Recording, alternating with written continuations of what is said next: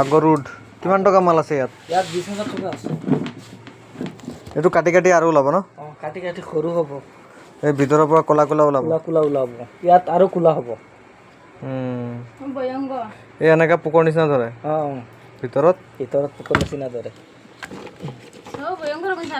কিমান টকা মাল হ'ব ইয়াত? ইয়াত 20,000 টকা আনিছোঁ। আপুনি কিমান পাব? 15,000 আইডিয়া কৰি 15,000 আইডিয়া কৰিছোঁ কমত আৰু। আপুনি হেৰি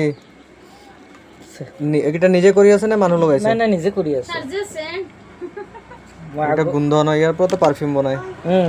ধূপ জ্বলাই পাৰফিউম ইয়াৰ পৰা হেৰিত আপোনাৰ আৰবত এই এনেকে হ'লে আপোনাৰ খোলা হ'লে পুৰা 80 যাব।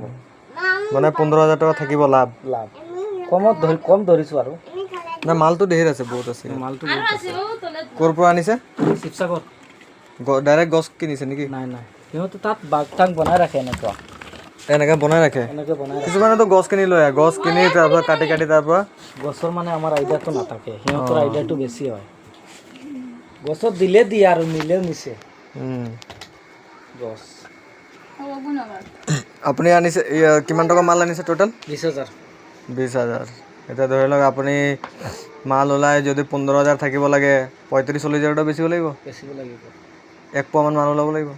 আপোনাৰ ইয়াত মই আইডিয়া কৰিছোঁ 200 গ্ৰাম 80 মাল ওলাব। 200 গ্ৰামৰ দাম যাব 16,000। বাকী চিচৰ মিচৰ আছে, বাকীখিনি অলপ কম যাব 14-15। এই সৰু এইকেইটাতো বিক্ৰী হয় 2,000 টকা 2,200 টকা কেজি। এইটো হেৰি বুলি কয়, এইটো কি? চুৰণ। মই আপোনাৰ এইকেইটা চাইছোঁ। ইয়াত একো পেলোৱা বস্তু একো নাই। চুৰণ বৰাৰ কেজি আপোনাৰ 800 টকা। এইটো চুৰণ ওলাই লাগিছে। ঠিক আছে।